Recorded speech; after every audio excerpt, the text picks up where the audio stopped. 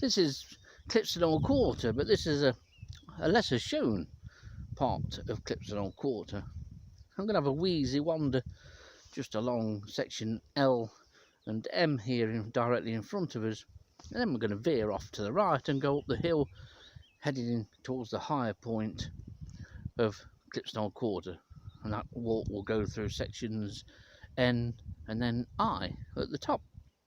It is a glorious April evening.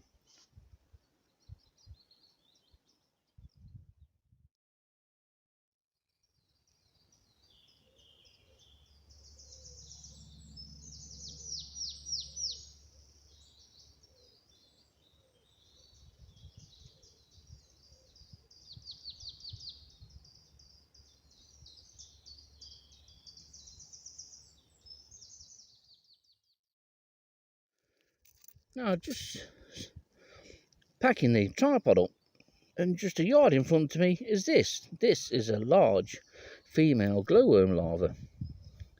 This is a 25 miller. This is the largest glowworm larva found this year. She's a cracker. May well have not been that long moulted. Looks quite fresh, this one, and active on the path here. I'll move her just off to the side, but it's rare that I've ever found glowworm larva along section L or section M. So this is a pleasing find. At least we know there's going to be one female glowworm here again this year. So what we'll do, I'll gather this one up in a minute, just to move her to safety, about a foot or so off the path, and she'll be fine as she wanders off in search of somewhere to pupate. We're getting increasingly closer now to the glowing season. Lovely.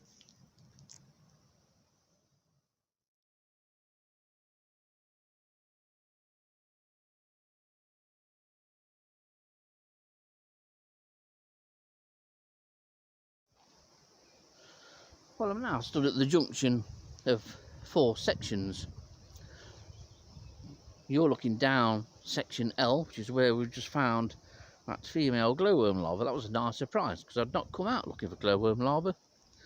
Not in this section, anyway. Immediately right of screen is section N, which runs up into section I. We'll be going up there shortly. And behind me is section M, which is our next little section to traverse, at least partly along. Over to the right here, I think this was section R. It certainly ran onto section R, and this was an area that produced a number of glowworms. This flat area is the lowest part of Clipstone Old Quarter, and yet, despite the nighttime temperatures usually being a degree or two lower than up at the top, at the top of section J and section D where the centre tree is, this lower section was warmer during the daytime. May have been the reason why on a number of years we had the first glowworms of the year in sections M or L. The variances of how glowworms emerged on this site, well, I've talked about them before, but for now we'll have a little wheezy wander up section M.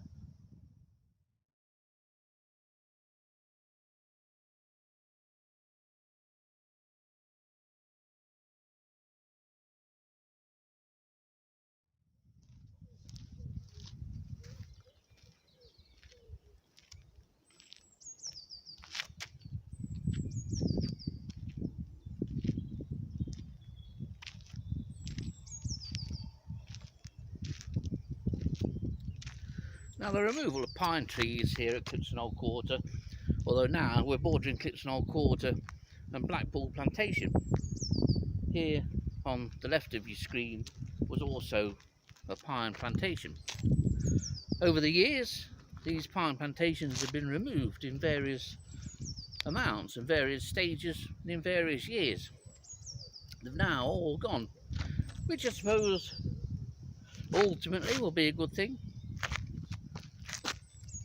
Makes the area seem very different, but at least now the trees are growing back. Of course, it's growing back in the forms of tens of thousands of silver birches. But that's how forests regenerate. Section M has produced a lot of glowworm counts. We've had some really good nights along here, a succession of glowworms, mostly on this left hand side, and that's simply because this left hand side does get some sunshine. The right hand side, as you look at it, gets very little sunshine, and so the number of glowworms on this right hand side was far lower. But dotted along section M there's some lovely trees. There's a couple, if we were to go further in towards Blackpool Plantation, some lovely old ancient oaks. Then there's that one there. That one's certainly had a lot of damage done to it, but they're all great characters. So there's a lovely section of Clipstone Old Quarter, and as usual I've got it all to myself.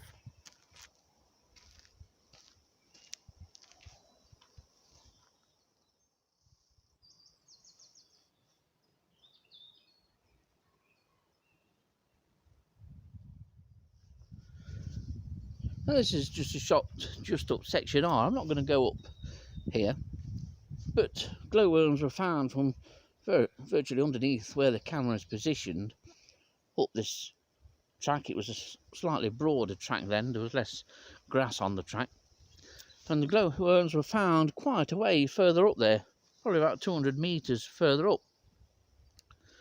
It extended our survey area for glowworms when we first discovered that glowworms were indeed up this section. But the silver birches that you can see in the right hand half of your screen hold another one of Sherwood's special insects, and that's the red data book 3 dayfly moth Welsh clearing. Now Welsh clearing was discovered, I think it was 2009, within the Sherwood Forest Country Park by former Sherwood Forest Ranger Gary Joint, and work using the lure has since proved that the moth is fairly widespread in the Sherwood Forest area. But I'm not aware of anyone successfully luring Welsh clearing in Clipstone Old Quarter for a number of years.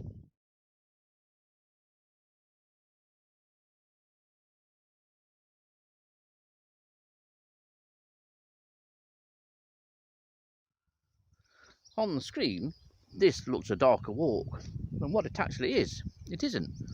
This is section N.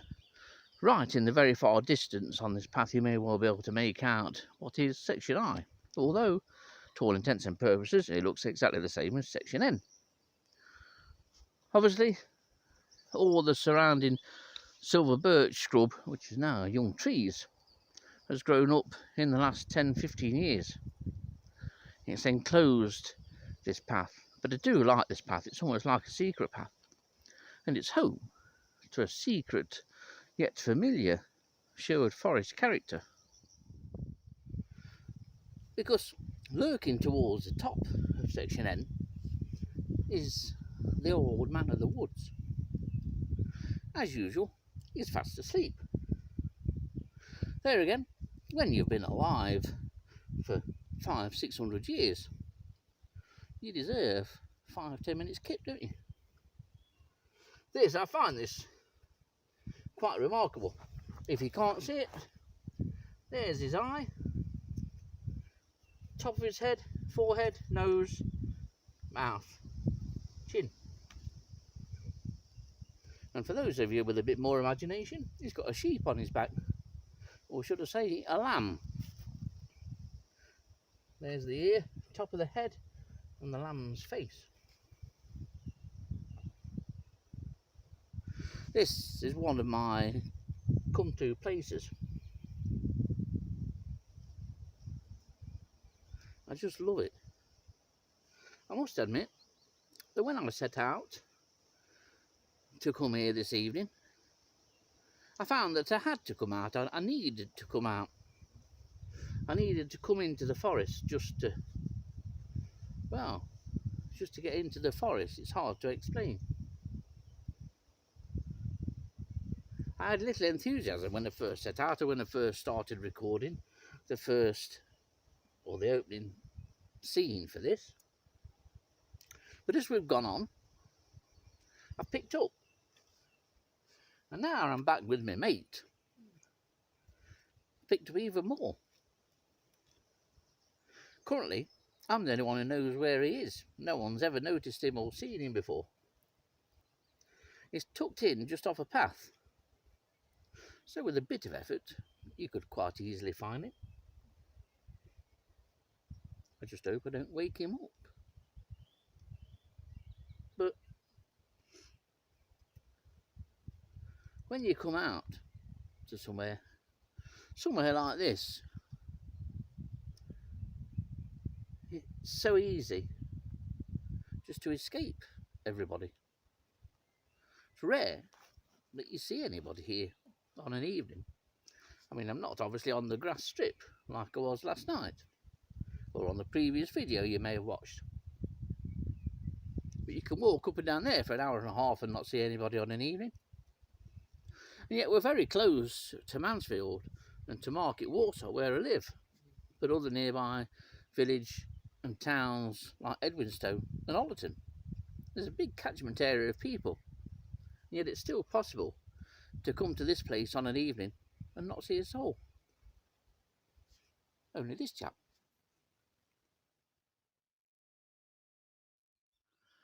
Well, we're just nearing the top of section I, and this section over the years has proved to be really good for both adult female glowworms, but also larvae in the times when we have come here looking for larvae.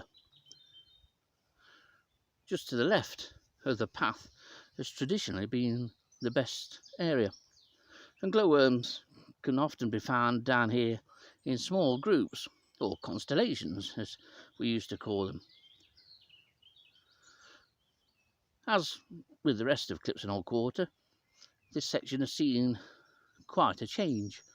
Once completely surrounded and enclosed by pine plantations either side, but just 20-30 yards ahead there's a narrow border of sweet chestnuts. They've been there years, but they also played host to a number of glowworms most years. That's the way we're heading, if I can get up off my knees. Now, the dry, sandy nature of the paths within the Sherwood Forest area means that they're home to a wide range of invertebrates, those invertebrates that like dry, sandy, bare ground habitat. We have such species here in the shape of this mound. There's another one just on the edge of the camera. These are the work of Andrena solitary bees. The most likely species is Andrena fulva, which is a beautiful bright orange species. It's a cracking thing, one you'll probably have seen on nectaring on flowers in your garden. But you'll also get these type of mounds along the edges of your garden lawns. These don't do any damage. They're only out and about for maybe a month in the spring, and they're valuable pollinators. Solitary bees are equally as valuable pollinators as are bumblebees and honeybees. And yet solitary bees tend to be forgotten in articles on the importance of pollinators. It's a common species, and there are numerous Andrena species in both the UK but also in Nottinghamshire. Fortunately, identification of female Andrena fulva is easy. There is just no other solitary bee like it, and it's a beautiful species. And it's very much at home here in section I at Clipstone Old Quarter. Although, for the night, they do this. They block up the entrance hole. They're safely tucked away in their little nests.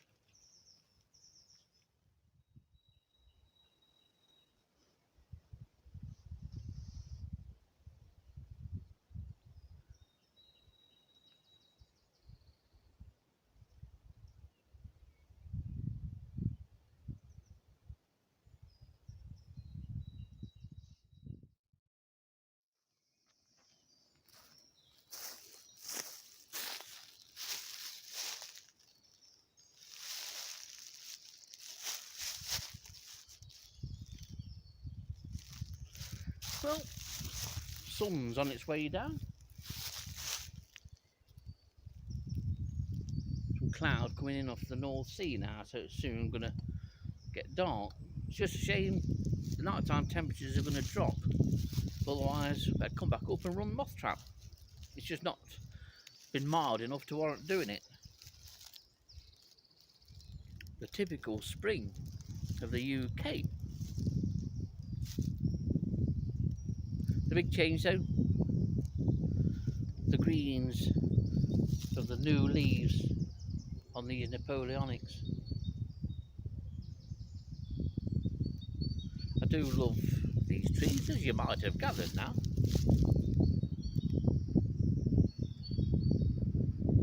And I like this time of day. I like evening. You don't have to get up early for evening. Dawns and first lights even better. But you have to get up.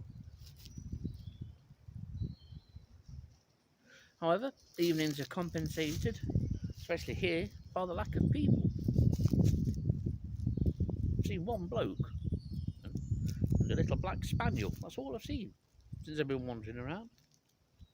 Not a soul. You'd think more people would want to come out just for an hour. Because just for an hour, getting out somewhere like this, I know you'll say I'm daft, but it's just like a holiday. It is up here. That's what I felt I needed today. That's why I've come up. But I do love these Napoleonics. These have seen 200 or 300 years of dawns and evenings. Never complained. But I do like how the wind and the breeze blows through the tops of these. It's almost as if they're conversing with you, if you listen hard enough.